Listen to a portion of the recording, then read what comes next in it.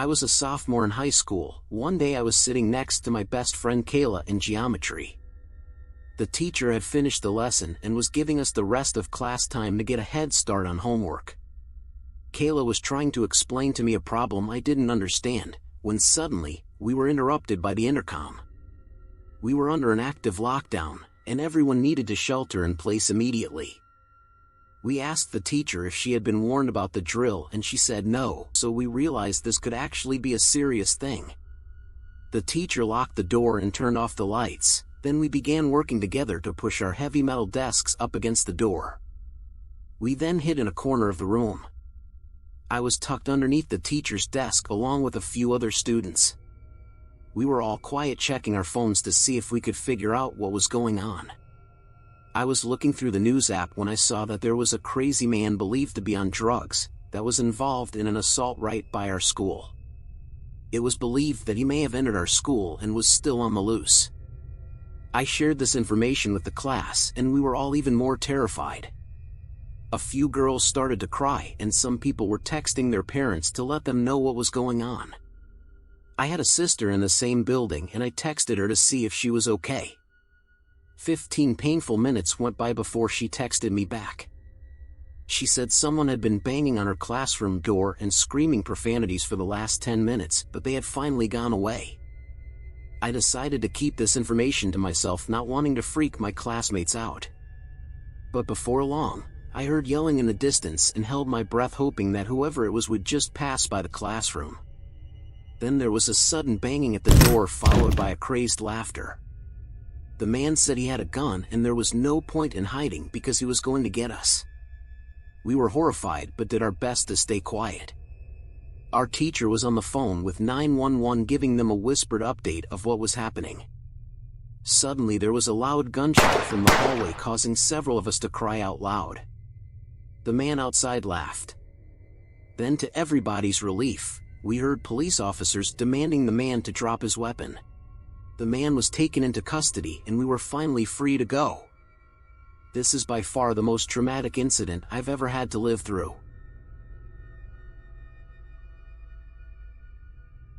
My school's library is open until around 2 in the morning. It's a pretty small building, and most of the books are in the basement area called the stacks. Just to give you a quick layout, there's the big main stairs that go down to the stacks, a vending machine room, and the long hallway with 4 entrances into the stacks. The stacks are 2 really big rooms on opposite sides of the hallway with a huge amount of bookshelves and study desks lining the walls. I was there around 11 p.m. last year. It was a pretty research-intensive essay, so I was down in the stacks working in one of the study desks, so I didn't have to keep going upstairs and downstairs again. I had been there for maybe 2 hours, and everyone except for a boy working a few desks down from me had left already. I was pretty zoned out by this point. It was an 8 a.m. class, so I didn't have much time until it was due, and I was sort of panicking, so it really pissed me off when I heard someone flipping through book pages really fast. I sort of ignored it for a while, thinking they'd go away eventually, but they just kept doing it. After about 5 minutes, I got sick of it and started to walk over to tell them to knock it off. I get about 3 steps across the room, and it just stopped. I sat back down, and it was quiet again for like 10 more minutes before the flipping pages noise started again, only loads louder, like they'd grabbed a huge book that time. The boy started to get pissed off too, and he stood up and started walking through the bookshelves trying to find them. It keeps going, so I got up too and started looking around with him. It got really loud, and it was pretty obvious where it was coming from by that point, so we started walking towards it. He was on one side of the shelves, and I was on the other. We walked all the way down the shelves. No one there. We hadn't seen anyone come in the stacks, and we were on the side of the room with the entrances. No way could anyone have come in without us seeing them. The noise stopped again, and we both just sort of slowly walked back to our seats. I assumed it was just a fan or something in the other room, and I really needed to get my essay done. We sat down and immediately the noise started again. It sounded like it was coming from right next to the guy's chair. He shoved his stuff in his bag, looked at me, and took off. I was out of there maybe 5 seconds behind him. I still won't go back in the stacks at night, even when there's other people down there. No essay's worth getting murdered by a weird book ghost. This happened in 2007. It was my freshman year of high school. Gym class, last period. We had a substitute gym teacher, an older man, maybe 55 to 60. He took attendance. When he passed me, he did a double take at me, which I found a bit uncomfortable. Not to float my own boat, but I always understood I looked older and really good for a freshman in high school. The sub told us to get into our volleyball teams, and he disappeared into the hall by the locker rooms for a while. 40 minutes went by and the period was over. It was time for us to get changed and go home. I got into the locker room, but for some reason my locker wasn't opening. I tried my usual combination over and over again. It wouldn't click open though. I went to the sub. He told me to give him a few minutes and he'd get the list of locker combos. I waited outside the office and out he finally came with a book in his hands, open to a specific page. He walked into the locker room with me, which I didn't expect him to do because I'm a girl. The locker room was basically empty now, with one girl finishing up changing. He walked over to my locker and tried the combination written down on the paper. It didn't work no matter how many times he tried it. Each time he tried it and failed, he would look at me and laugh. I would force myself to laugh along to be polite. It started getting weird when he put his hand on my shoulder as he said, "We'll figure this out." He tried the combination again with his hand still on my shoulder and it didn't work again. I felt his hand slowly started inching down from my shoulder to my lower back. I pushed myself away and grabbed my bag, saying, "It's okay, I'm late for my bus." He tried the combo in the locker one more time and it opened. He smiled and walked away. I waited till I heard the locker room door shut and I proceeded to getting changed quickly when suddenly the room went dark. I finished pulling up my pants and shoved my locker in the dark. I threw on my backpack and started walking to the back exit of the locker room, which led outside. I feared that the sub would be waiting right by the door for me. When I got to the end of that specific aisle of lockers, I'd have to turn down left to get to the exit door when I see him peeking at me from around the wall of lockers.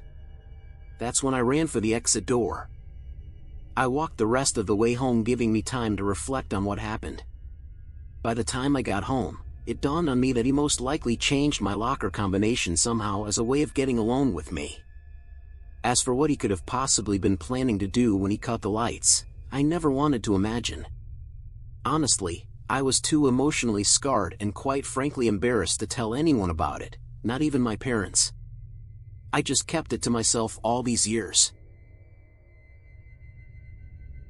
I used to work for my dad, who was partially self-employed doing regular maintenance and floor refinishing for a child care program called Head Start.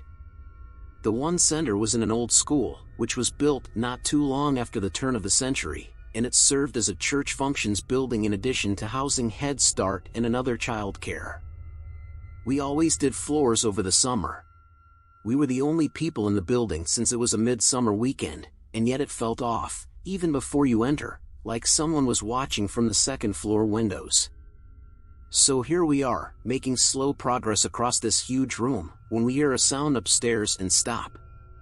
Then, it sounded like someone was skipping across the room and back, a few times, and stopped again. So, we finished the layer and went upstairs.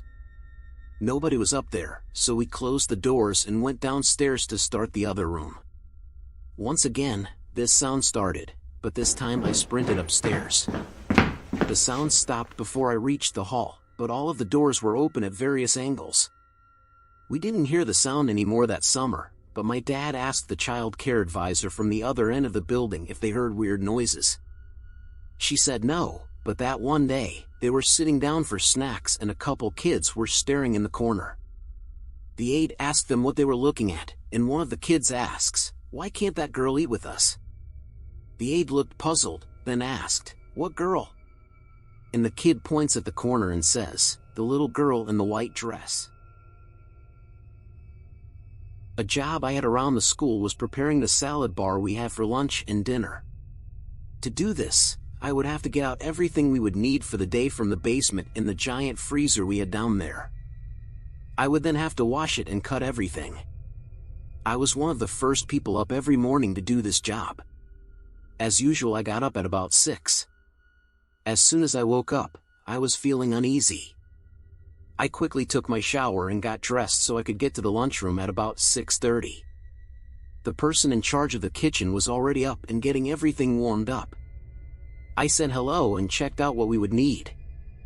I made a list and headed down. Now that feeling of uneasiness was there the whole time, through my whole shower, walking the dark hallways in the morning, and even when I got to the kitchen. I opened the freezer and felt the cold blast of air. Needless to say, I could have cut diamonds with how cold it was. I stepped inside and started getting vegetables. As I was reaching for one, I heard a giggle. This wasn't a normal one, but like a small child's giggle. I instantly froze and whipped around. No one. I brushed it off and continued. Another giggle. I was completely frozen, then lights go off in the freezer. I still had a bit of light because I left the door open. I start seeing the door close. I bolt for the door because I knew I would be locked in there for at least 15 minutes with the lights off if I didn't. I caught it right before it closed. Again, I hear the giggle. This time, it was right behind me. I ran upstairs, told the guy I wasn't feeling well, and went and hid in my room until everyone else got up that morning. If you enjoyed your time here, please consider leaving a like on this video and subscribe to FearLore. And don't forget to share your thoughts on the comments section below. Thank you for watching.